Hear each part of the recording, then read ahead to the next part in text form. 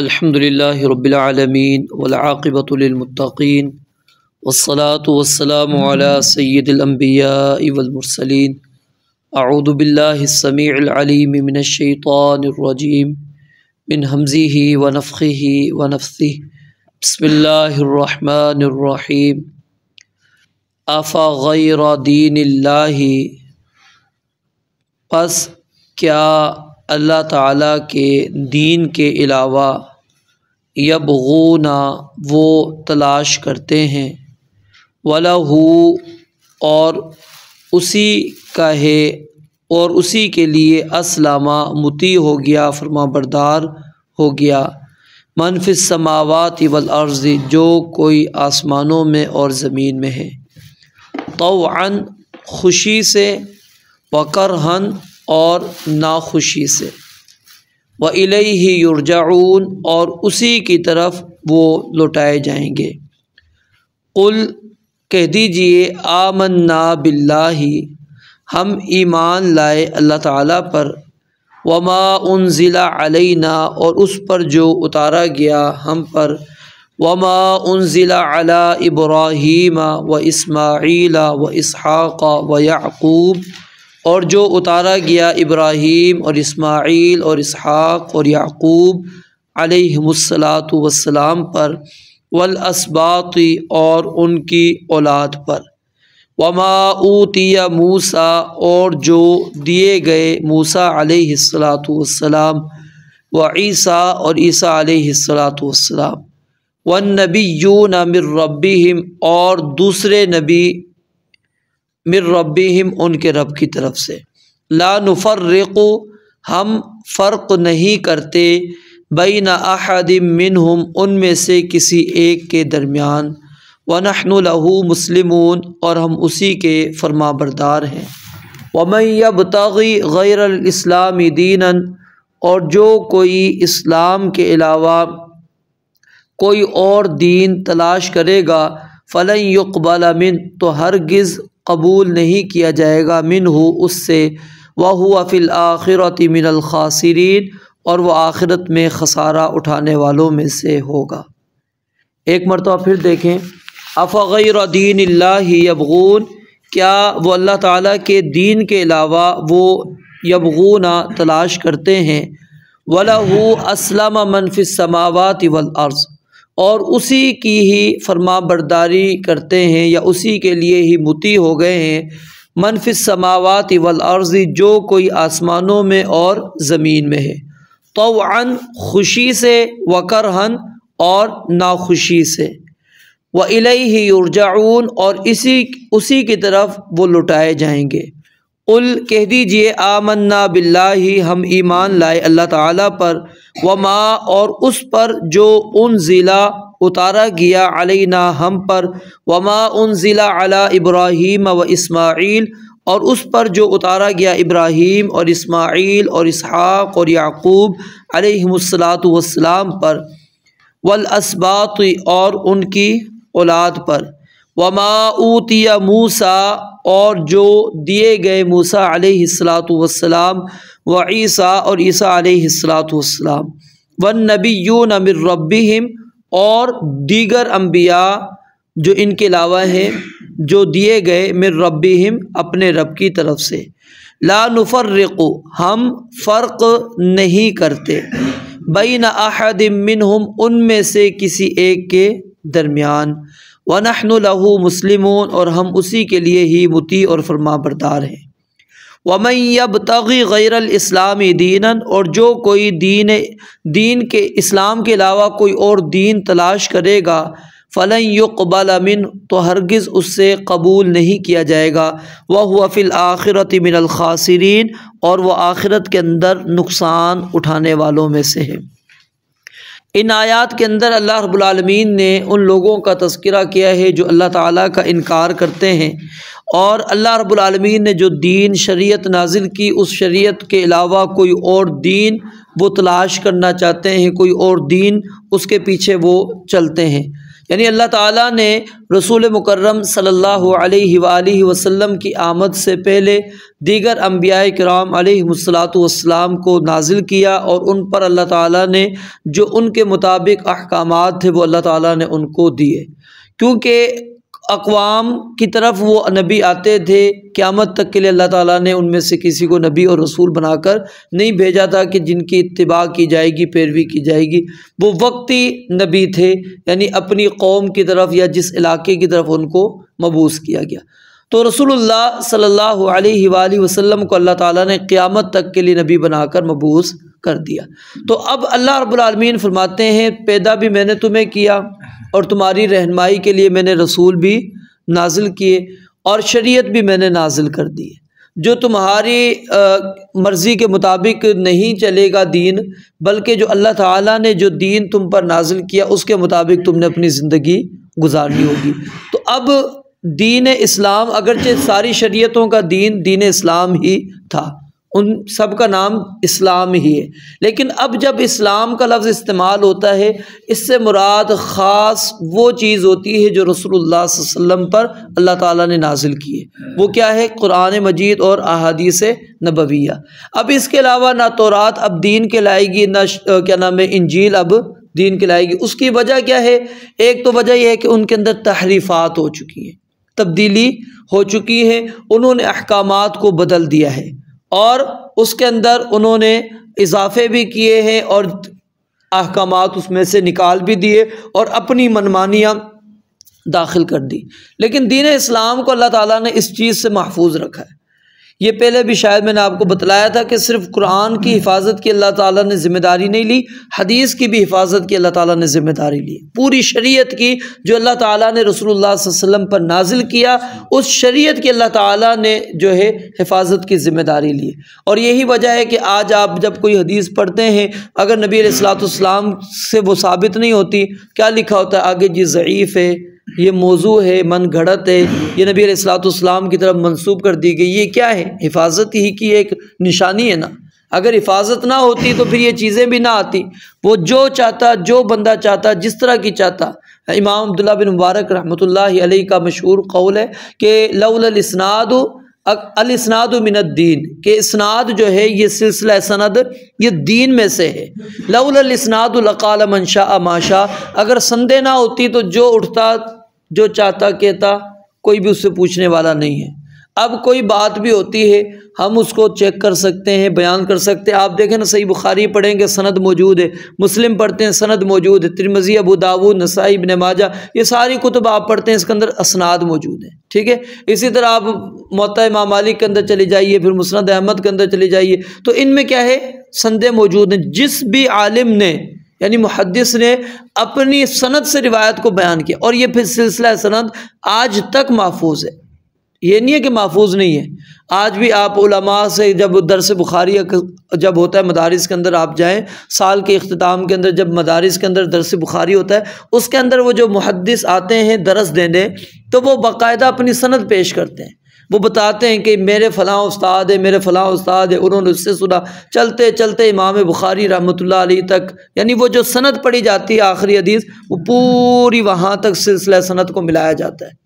اور یہ اب حالانکہ اس کی ضرورت اب نہیں ہے، یاد رکھیں، جو بخاری میں حدیث آ گئی اب آگے اس کی سند لانے کی ضرورت ہی نہیں ہے۔ کیونکہ امام بخاری رحمۃ اللہ علیہ نے اس کو صحیح قرار دے دیا ہے۔ اب آگے وہ پھر بھی کیا ہے، علماء نے اس چیز کا باقاعدہ انتظام کیا ہے، خیال رکھا ہے، تاکہ کوئی بندہ بعد میں بھی اگر کوئی اٹھتا ہے وہ کہتا ہے کہ نہیں یہ بات درست نہیں ہے، یہ امام بخاری رحمۃ اللہ علیہ نے ایسے ہی بیان کر دیے، وہ پیچھے سے پوری سلسلہ سند، اور یہ صرف بخاری کی نہیں، آپ ترمذی میں چلے جائیں، ابو داؤد، نسائی، ابن ماجہ، ہر کتاب کی سند موجود ہے۔ اور جس نے بیان کی، یعنی جو حتیٰ کہ امام نووی رحمۃ اللہ علیہ کی ایک کتاب بڑی معروف ہے، آپ نے اربعین نووی کے نام سے سنی ہوگی، ٹھیک ہے، یعنی 40 حدیثیں انہوں نے جمع کی، اس کی بھی سند موجود ہے، اور آج تک اس کی سندیں موجود ہیں، علماء کے پاس موجود ہیں کہ میں نے فلاں سے سنی، اس کے فلاں استاد۔ یہ کیا ہے؟ فرمایا کہ سیدنا امام عبداللہ بن مبارک رحمۃ اللہ علیہ نے کہ یہ اسناد دین میں سے، اور یہ اللہ تعالیٰ نے اسی لیے رکھ دی تاکہ دین کی حفاظت ہو سکے۔ تو ہم اسی سند کے ذریعے سے حدیث رسول کو پہچانتے ہیں کہ یہ حدیث صحیح ہے یا ضعیف ہے۔ لوگ یہاں پر آ کر مغالطے کئی قسم کے پیش کرتے ہیں۔ کوئی آ کر کہتا ہے کہ جی یہ تو کتنے سالوں بعد لکھی گئی، یہ تو لکھنے والے سارے محدثین جو ہیں اجمی ہیں، عربی کیوں نہیں تھے، عربیوں نے کیوں نہیں لکھی ہے۔ پھر طرح طرح کی باتیں کی جاتی ہیں۔ پھر آپ اب یہاں پر چھوٹی لیول پر آ جائیں تو لوگ کیا کہتے ہیں، جی ہماری ساری ضعیف، آپ کی ساری صحیح ہے۔ ہم جو باتیں بیان کریں، ہم جو کہیں، آپ کہتے ہیں نہیں یہ بھی ثابت نہیں، یہ بھی ثابت نہیں، آپ کا سارا کچھ ثابت ہو جاتا ہے۔ تو بات یہ ہے کہ اگر ہم کہتے ہیں آپ کی ثابت نہیں، تو آپ ہماری جو ثابت شدہ اس کو غیر ثابت کریں نا۔ آپ بتائیں کہ یہ ثابت کیوں نہیں ہے، کیا دلیل ہے، کوئی اس کے خلاف لے کر آئے، ہم آپ کو بتا دیتے ہیں وہ جو آپ نے وہ روایت پیش کی اس کے اندر ضعف یہ موجود ہے، اس کے اندر یہ راوی ضعیف ہے، اس وجہ سے علماء نے اس روایت کو ضعیف قرار دیا۔ تو بات کیا ہوتی ہے، صرف کہنے کی نہیں ہوتی۔ اب عام بندوں کو مغالطہ صرف یہی دیا جاتا ہے کہ جی آپ جو ہے جب بھی کوئی آپ سے بات کرے تو آپ نے یہ کہنا آپ کی صحیح، ہماری ساری ضعیف ہیں، ہماری کوئی نماز نہیں، آپ کی ساری نمازیں ہو جاتی۔ تو یہ ساری باتیں یہ جو ہے نا یہ صرف کیا نام ہے وسوسے خیالات ہو سکتے ہیں۔ اب ہر چیز موجود ہے، آپ کوئی بھی کتاب اٹھاتے ہیں تحقیق کے ساتھ الحمدللہ اب شائع ہوتی ہیں۔ پہلے ان چیزوں کا اہتمام نہیں کیا جاتا تھا، اب باقاعدہ اہتمام کیا جاتا ہے تاکہ اگلے بندے کو جو بات جو بندہ پڑھتا ہے اس کو پتہ ہو یہ حوالہ کہاں پر ہے، یہ حدیث اگر صحیح ہے تو کس نے صحیح قرار دیا ہے، اس کو ضعیف ہے تو کس نے اس کو ضعیف قرار دیا، اس کی وجہ کیا ہے۔ تو یہ اللہ تعالیٰ نے حفاظت رکھی ہے قرآن کی بھی اور شریعت یعنی کہ حدیث مبارکہ کی۔ اس وجہ سے اللہ تعالیٰ نے وہ پچھلی ساری شریعتوں کو کیا کر دیا، منسوخ کر دیا۔ حالانکہ 1500 سال گزر چکے ہیں، آج تک کوئی بھی بندہ کسی قسم کی کوئی تبدیلی نہیں کر سکا۔ قرآن مجید تو بالکل واضح آپ کے سامنے موجود ہے نا، اس میں تو لفظی تحریف کرنے کی کوشش کی ہے، یہ نہیں کہ اس میں بھی نہیں کی، کوششیں کی ہیں لیکن کامیاب نہیں ہو سکے۔ مانوی تو بہت زیادہ قرآن مجید کے اندر تحریفات ہوئی ہیں۔ کیوں؟ ہم جب اپنا کیا نام ہے اپنا کوئی جامہ پہنائیں گے، میں نے اپنے مسلک کو ثابت کرنا ہے، اپنے عمل کو ثابت کرنے کے لیے پیش کرنی ہے، تو ظاہر ہے وہ تفسیر جو میں بیان کروں گا وہ تو قرآن اور حدیث کی تو تفسیر نہیں ہوگی نا، وہ میری اپنا مفہوم ہوگا۔ اور پھر ایک اور بات، ابھی پچھلے دنوں میں یہ موضوع کافی چلا تھا علماء کے درمیان، تو اس میں یہ چیز بھی آئی تھی، وہ کہتے ہیں تفسیر کا معنی کیا ہوتا ہے؟ تفسیر کا مطلب یہ ہوتا ہے کہ جو اللہ کے نبی علیہ الصلوۃ والسلام خود بتلا دیں یا صحابہ یا تابعین بتلا دیں، وہ تفسیر کہلاتی ہے۔ ہم جو آج کرتے ہیں یہ تفسیر نہیں کہلاتی، یہ کہتے ہیں نقات ہیں، یعنی آپ نے قرآن مجید کو کچھ پڑھا، آپ کو مفہوم سمجھ میں آیا، آپ وہ سمجھا رہے ہیں، اس کو تفسیر کا کہتے ہیں، نام نہ دیں ہم۔ کیوں؟ یہ تفسیر نہیں کہلاتی، یہ آپ اس کی وضاحت کر رہے ہیں، اپنے الفاظوں کے اندر اس کو بیان کرنے کی کوشش کر رہے ہیں۔ تفسیر وہ ہوتی ہے جو نبی علیہ السلام نے خود اس کی الفاظ کی وضاحت کر دی، یا پھر جو صحابہ کرام نے یا تابعین نے، جو قریب کے ادوار یعنی جو زمانے ہیں جن کو نبی علیہ السلام نے بہترین زمانہ قرار دیا، تو وہ جو اس کا معنی مفہوم بیان کرتے ہیں وہ تفسیر کہلائے گی۔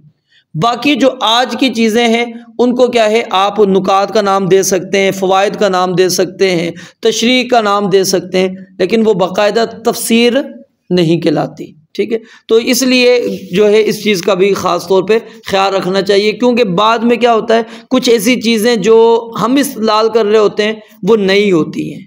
اب جب نئی ہوتی ہے تو اس سے پیچھے کی ہمیں کہیں پہ بھی نہیں مل رہی ہوتی، اور اس کو پھر لوگ کیوں مان لیتے ہیں جی یہ تفسیر ہے۔ وہ تفسیر نہیں، وہ اس بندے نے وہاں سے لفظ سے ایک چیز نکالنے کی کوشش کی ہے، اس کو یہ سمجھ آیا تھا، اس نے بتا دیا کہ جی مجھے اس آیت کے اندر یہ بات سمجھ میں آ رہی ہے۔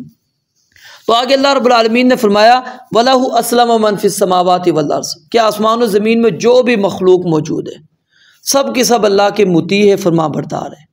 اور یہ ایک فرما برداری ہے جو ہر ایک کے اندر موجود ہے، اس کے اندر کسی کا کوئی زور زبردستی نہیں چلتی۔ مثال ہے، ہم یہ سانس لے رہے ہیں یا سانس ہمارا نہیں آ رہا، اس کے اندر کیا ہمارا اپنا اختیار ہے؟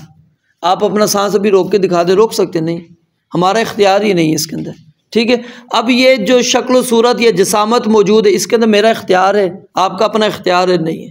ٹھیک ہے، ان چیزوں کے اندر یعنی جو مخلوقات کو اللہ تعالیٰ نے بنایا ہے اس کے اندر ہر ایک اللہ کا مطیع ہے، وہ اسی کے مطابق چل رہا ہے جس طرح اللہ تعالیٰ اس کو چلا رہے ہیں۔ زندگی اپنی مرضی کی نہیں، موت بھی اپنی مرضی کی نہیں، بیماری بھی اپنی مرضی سے نہیں بندہ لا سکتا، نہ بیماری کو اپنی مرضی سے ہٹا سکتا ہے۔ کچھ بھی چیز یعنی اس میں ہم اللہ تعالیٰ چاہے ہم اللہ کے اس فیصلے پر راضی ہوں یا نہ ہوں، ہمارے ساتھ وہ معاملہ ہونا ہی ہونا ہے۔ تو یہ ہے طوعاً و کرہاً کہ انسان ہر ایک جو ہے اللہ تعالیٰ کا مطیع ہے، اس کے آگے وہ کچھ نہیں کہہ سکتا۔ ہاں دین اسلام کے چلنے پر اللہ رب العالمین نے ہمیں اختیار دے دیا کہ آپ دین پر چلتے ہیں یا نہیں چلتے، اس کے اندر اللہ تعالیٰ نے ہمیں یعنی جکڑا نہیں ہے، اس کے اندر آزاد کر دیا اللہ تعالیٰ نے ہمیں کہ کون سا بندہ ہے وہ اللہ تعالیٰ کی بات مان کر شریعت پر چل جاتا ہے، اور کون ہے کہ جو اللہ تعالیٰ کی بات نہیں مانتا، شریعت پر نہیں چلتا۔ اور پھر اسی چیز کو جو پہلی بات ہے اس کے اندر آپ دیکھتے ہیں اللہ تعالیٰ فرماتے ہیں الم تر ان اللہ یسجد لہ من فی السماوات و من فی الارض والشمس والقمر والنجوم والجبال والشجر والدواب وکثیر من الناس۔ اللہ تعالیٰ فرماتے ہیں کہ آپ نے دیکھا نہیں اللہ تعالیٰ کے لیے سجدہ کرتے ہیں کون؟ جو کوئی مخلوق آسمانوں میں زمین میں موجود ہے، سورج چاند ستارے سب اللہ کے سامنے، یہ درخت یہ چوپائے ہر ایک، وکثیر من الناس اور اکثر لوگ۔ کیوں؟ اللہ کو پتا تو کچھ ایسے لوگ بھی ہوں گے جو اللہ تعالیٰ کے یہاں پر آ کر تابع نہیں ہوں گے، وہ اپنی منمانیاں کریں گے، اس لیے وکثیر من الناس۔ لیکن دیکھیں پیچھے مخلوقات میں نہ جانوروں میں سے اللہ نے کسی کو مستثنیٰ کیا، نہ ہی درختوں میں سے کسی کو۔ اور پھر یہ یتفیأ ظلالہ عن الیمین والشمائل سجدا للہ، ہم جو دیکھتے ہیں کہ یہ دیوار کا سایہ ہے یا پھر درختوں کا جو سایہ ہے، اللہ تعالیٰ کہتے ہیں یہ دائیں بائیں جو سائے دیکھ رہے ہوتے ہو اصل میں یہ اللہ کو سجدہ کر رہے ہوتے ہیں۔ یہ یتفیأ ظلالہ، ان کا سایہ مائل ہو رہا ہوتا ہے، جھک رہا ہوتا ہے دائیں اور بائیں، سجدا للہ وہم داخرون، اللہ کے لیے سجدہ کرتے اور اللہ کے سامنے عاجزی انکساری کرتے۔ ہم تو اس کو مطلب عام سمجھ رہے ہوتے ہیں نا۔ اور پھر نبی علیہ الصلوۃ والسلام کی کئی حدیثیں موجود ہیں، ٹھیک ہے، کھانا تسبیح بیان کرتا تھا۔ آپ نے فرمایا ان پتھروں کو میں اچھی طرح جانتا ہوں جن کے پاس سے میں مکہ میں گزرا کرتا تھا اور وہ مجھے سلام کیا کرتے تھے۔ یہ ساری چیزیں یعنی اللہ تعالیٰ نے ان کے اندر یہ چیزیں رکھی ہوئی ہیں، وہ مطیع بھی ہوتے تھے، فرمان بردار بھی ہوتے تھے۔ فرمان برداری میں وہ میں نے ایک واقعہ بھی آپ کو بیان کیا تھا جمعے میں کہ نبی علیہ الصلوۃ والسلام نے 2 درختوں کو صرف یوں کہا اور ٹہنی سے پکڑا اور آپ نے ان کو قریب کر دیا، وہ آ گئے۔ وہ انہوں نے نہیں کہا کہ ہم آپ کے کیوں بات مانیں۔ تو یہ کیا ہے کہ وہ اسلامہ مطیع تھے، فرمان بردار تھے۔ تو اس طرح کی اطاعت اللہ تعالیٰ ہم سے چاہتے ہیں کہ بہتر تو یہ ہے کہ بندہ خوشی سے اللہ تعالیٰ کی اطاعت کے اندر آ جائے، تو اس کے اندر کیا ہے؟ اجر ہے، ثواب ہے۔ اور جب اللہ تعالیٰ نے یہ آسمان و زمین یہ کائنات بنائی نا، اللہ تعالیٰ نے ان کو کہا اتینا طائعین، کیا خوشی سے آؤ گے یا طوعاً و کرہاً، زبردستی تمہیں لانا پڑے گا؟ انہوں نے کہا اتینا طائعین، اللہ ہم تیری مطیع اور فرمان بردار بن کر آتے ہیں، تو جس طرح ہمیں چلائے گا۔ اب دیکھیں کبھی یہ نہیں ہوا کہ دن کے وقت رات آ گئی ہو، رات کے وقت دن آ گیا ہو، سورج کے وقت چاند نکل آیا ہو، چاند کے وقت سورج آ گیا ہو، ایک دن بھی نظام نہیں بدلا، ایک منٹ بھی نہیں ہے نظام بدلا، جس طرح اللہ تعالیٰ نے سرکل ان کو دیا وہ اسی طرح چل رہے۔ یہ کیا ہے؟ اللہ رب العالمین کی انہوں نے بات مانی ہے اور کہا اللہ تو نے ہمیں جس کام کے لیے لگا دیا ہم اسی طرح کریں گے۔ تو یہ اللہ تعالیٰ نے دیگر مخلوقات کی مثالیں ہمارے سامنے اس لیے بیان فرمائی ہیں کہ یہ ساری مخلوق جب اللہ کی مطیع ہے، فرما بردار ہے، تو انسان کیوں اس کے اندر سے سائیڈ میں نکل جاتا ہے؟ کیوں اللہ کہتا ہے تم کیوں نہیں مانتے؟ اللہ نے تمہیں بھی تو دین دیا ہے نا، ان کو طریقہ بتلا دیا، وہ اسی طریقے پر چل رہے ہیں، تو تم کیوں نہیں اس طریقے پر آتے؟ وَإِلَيْهِ يُرْجَعُونَ، اور حالانکہ لوٹ کر بھی اس کی طرف جانا۔ یہ جو الفاظ ہوتے ہیں ایک تو اس سے قیامت کا ثبوت بھی ملتا ہے اور دوسرا ان الفاظ میں دھمکی ہوتی ہے، کیونکہ جب بندے کو پتہ ہونا کہ میں نے اللہ کی طرف جانا ہے تو پھر اس کو سمجھ میں آنا چاہیے کہ میں نے اللہ تعالیٰ کو حساب و کتاب بھی دینا، اللہ تعالیٰ نے مجھ سے سب کچھ پوچھنا ہے۔ پھر اس کے بعد اللہ تعالیٰ نے ایمانیات کا تذکرہ کیا، یہ پیچھے آپ سورہ بقرہ کے اندر پڑھ چکے ہیں۔ اس کے اندر سب سے پہلے ایمان باللہ کو ذکر کیا کیونکہ یہ بنیاد ہے۔ پھر اس کے بعد وما انزل علینا، کیونکہ اب ہمارے اوپر کیا ہے؟ رسول اللہ صلی اللہ علیہ وسلم پر ایمان لانا یہ لازم ہے، جو اللہ نے شریعت نازل کی اس پر ایمان لانا ضروری ہے، ٹھیک ہے، تو اس کا تذکرہ آ گیا۔ پھر اس کے بعد جو پچھلی شریعتیں تھیں، پچھلے نبی تھے، ان کا تذکرہ آ گیا، ابراہیم اور اسماعیل اور اسحاق اور یعقوب، اول اسباط، اس کے اندر یعقوب علیہ الصلوۃ والسلام کے جو 12 بیٹے تھے ان کا تذکرہ آ گیا۔ اور حالانکہ نبی تو ان میں سے 12 کے 12 نہیں بنے، ٹھیک ہے، سیدنا یوسف علیہ السلام بنے، لیکن اسباط سے مراد پھر آگے اللہ تعالیٰ نے ان کی ہی نسل میں سے انبیاء کا سلسلہ رکھا جو کہ سیدنا عیسیٰ علیہ السلام تک چلتا رہا۔ پھر اس کے بعد موسیٰ علیہ السلام اور عیسیٰ علیہ السلام کا الگ ذکر اس لیے کر دیا کیونکہ پیچھے تذکرہ یہود و نصارہ کا ہم نے پڑھا، اہل کتاب کا، تو اس کو اللہ تعالیٰ بیان فرماتے ہیں۔ اور وَالنَّبِيُّونَ مِن رَّبِّ، اب اس کے اندر وہ ہر نبی آ جاتا ہے جس کا تذکرہ قرآن میں ہے یا نہیں ہے، حدیث میں ہے یا نہیں ہے، ہم سب پر کیا ہے ایمان لے کر آتے ہیں۔ اب کتنے نبی ہیں یہ معروف بات ہے، جو ہم 1,24,000 سنتے ہیں، یہ معروف ہے کہ یہ سند سے ثابت نہیں ہے۔ اللہ تعالیٰ یہ بہتر جانتے ہیں، لیکن اللہ تعالیٰ نے کتنے نبیوں کو مبعوث کیا، کتنے نبی آئے۔ لیکن یہ ہے کہ قرآن کریم کی آیت میں یہی ہے کہ وَإِن مِّن أُمَّةٍ إِلَّا خَلَا فِيهَا نَذِيرٌ، اللہ کہتے ہیں کوئی بھی امت ایسی نہیں گزری مگر اس میں ڈرانے والا ایک موجود تھا۔ یعنی ہر امت کے اندر اللہ تعالیٰ نے نبی اور رسول بھیجے۔ پھر علماء کہتے ہیں اگر نبی نہیں بھیجا تو اللہ تعالیٰ نے ان کے جو حواری تھے ان کو بھیج دیا، کہ ان کو اللہ تعالیٰ نے یعنی ان کی ذمہ داری لگا دی۔ جیسا کہ اب نبی علیہ السلام آ گئے ختم، اب قیامت تک اللہ تعالیٰ نے یہ ذمہ داری کس کی لگا دی؟ اہل علم کی، علماء کی ذمہ داری لگا دی کہ اب وہ کام جو نبوت والا کام ہے وہ تم نے کرنا ہے۔ لا نفرق بین احد منہم، یہ جملہ اس لیے یہاں پر اللہ تعالیٰ نے بیان کیا کہ جب مسلمان تمہارے نبیوں پر بھی ایمان لاتے ہیں، اپنے نبی پر بھی ایمان لاتے ہیں، اپنی شریعت پر بھی ایمان لاتے ہیں، تمہاری شریعت کو بھی مانتے ہیں کہ اللہ نے تورات، انجیل، زبور نازل کیے، تو تمہیں کیا ہو گیا ہے کہ تم کیوں نہیں رسول اللہ صلی اللہ علیہ وسلم پر ایمان لاتے؟ تم بھی تو ایمان لے کر آؤ نا۔ وَنَحْنُ لَهُ مُسْلِمُونَ، اور یہاں پر اللہ تعالیٰ نے کہا اگر وہ نہیں مانتے آپ تو کہہ دو کہ ہم تو اللہ تیرے مطیع ہیں، فرما بردار ہے، جو تو نے ہمیں کہا ہم اس سب پر ایمان لاتے ہیں۔ پھر اگلی آیت کے اندر وہی مضمون جو کل ہم نے پڑھا تھا، وہ بات ہے کہ جو اسلام کے علاوہ کوئی اور دین تلاش کرے گا فَلَن يُقْبَلَ مِنْهُ، اللہ تعالیٰ نے یہ نہیں کہا کہ فَلَن يَقْبَلَ اللَّهُ، اللہ تعالیٰ ہرگز اس سے قبول نہیں کریں گے۔ کیوں؟ فَلَن يُقْبَلَ مِنْهُ کے اندر شیخ ابن عثیمین رحمۃ اللہ علیہ کہتے ہیں یہ نکتہ ہے کہ اس بات کو نہ ہی اللہ قبول کرتے ہیں، نہ ہی اللہ کے فرشتے قبول کرتے ہیں، نہ ہی رسول قبول کرتے ہیں، اور نہ ہی مسلمان، کوئی بھی اس کو قبول نہیں کرتا۔ وہ کہتے ہیں نہیں یہ دین ہی نہیں ہے تو لہٰذا تمہارا عمل ہی نہیں ہے۔ یعنی اس کے اندر اشارہ ہے کہ جس طرح اللہ اس کو قبول نہیں کریں گے، فرشتے قبول نہیں کرتے، نبی قبول نہیں کرتے، اسی طرح مسلمانوں پر بھی لازم ہے کہ جو دین نہیں ہے اس کو وہ کہیں یہ دین نہیں ہے، ہم یہ عمل ہی قبول نہیں کرتے۔ من عمل عملا لیس علیہ امرنا فہو رد، نبی علیہ السلام نے فرمایا جس نے کوئی ایسا عمل کیا جس پر ہمارا حکم موجود نہیں تھا وہ عمل کیا ہے؟ مردود ہے، چاہے کرنے والے نے کتنی محنت اور مشقت کے بعد وہ عمل کیا ہو، کتنی اس کے اوپر اس کا وقت صرف ہو گیا ہو، اگر وہ شریعت اسلامیہ کے مطابق نہیں ہے وہ دین نہیں ہے، دین نہیں تو اس کا عمل بھی نہیں ہے۔ اور سیدنا حذیفہ رضی اللہ تعالیٰ عنہ نے کہا کیونکہ ہمارے ہاں یہ بڑا معاملہ چلتا ہے کہ جی ایک بندہ سنت کے مطابق نماز نہیں پڑھتا تو وہ کہتا ہے جی کیا میری نماز ہی نہیں ہوگی؟ تو سیدنا حذیفہ رضی اللہ تعالیٰ عنہ نے اس کو کہا تھا اگر تم یہ نماز جو ابھی پڑھ رہے ہو اسی طرح پڑھتے پڑھتے چلے گئے تو تم کامیاب نہیں ہوگے۔ کیوں؟ ان کی نماز میں غلطیاں موجود تھیں۔ تو مطلوب کیا ہے کہ شریعت کے مطابق عمل ہے تو قبول ہے، وگرنہ نہیں۔ نبی علیہ السلام نے وہ دیکھا نا، وہ صحابی آیا تھا، اس نے سلام کیا، آپ نے سلام کا جواب دیا، 3 مرتبہ آپ کہتے ہیں جاؤ نماز پڑھو۔ وجہ کیا تھی؟ کہ اس کے اندر عمل وہ اسلام کے مطابق نہیں اس کا بن رہا تھا، وہاں پر غلطیاں آ رہی تھیں، آپ نے کہا جاؤ دوبارہ نماز پڑھو، دوبارہ نماز پڑھو۔ تو اس کے اندر ہمیں یہ نقطہ سمجھ لینا چاہیے کہ فَلَن يُقْبَلَ مِنْهُ، کہ اللہ بھی قبول نہیں کرے گا اور مسلمان بھی اس کو قبول نہیں کرتے۔ اور جب مسلمان نہیں قبول کریں گے تو اس میں یہ اشارہ مل گیا پھر کہ کیا ہے کہ وہ پھر عمل خود بخود ختم ہو جائے گا۔ اصل میں وہ عمل ہمارے ہاں ختم کیوں نہیں ہوتا؟ ہم قبول کر رہے ہوتے ہیں، ہم کہتے ہیں یہ بھی ٹھیک ہے، وہ بھی ٹھیک ہے، وہ بھی ٹھیک ہے، تو اس لیے ہمارے اندر تو چل رہا ہوتا ہے۔ تو اصل چیز یہاں پر ہمیں یہ نقطہ بھی سمجھنا چاہیے کہ یہاں پر کیا ہے، اللہ بھی اس عمل کو قبول نہیں کرتا اور مسلمان بھی کیوں نہیں مانتے؟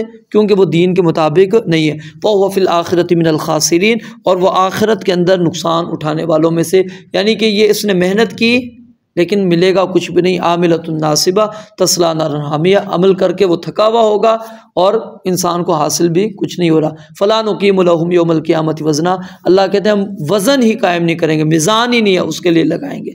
اب حالانکہ یہ میزان نہ لگانا ایک طرح سے زیادتی، مطلب یہ ہے کہ اس کو میزان میں بھی رکھ دو تو فائدہ کوئی نہیں، وہ اللہ تعالیٰ نے اس کو ہباء منصورا اڑا دینا ہے، اس کو بکھیر دینا ہے۔ رب العالمین سے دعا ہے اللہ تعالیٰ سمجھنے عمل کرنے کی توفیق عطا فرمائے۔